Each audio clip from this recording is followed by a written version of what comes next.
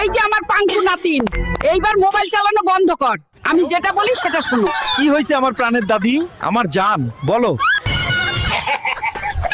গ্রামের কত ছেলে পেলে মাইয়া পটায়, আর তুমি সেজে গুজে খালি বাড়িতে বসে বসে মোবাইল চালাও।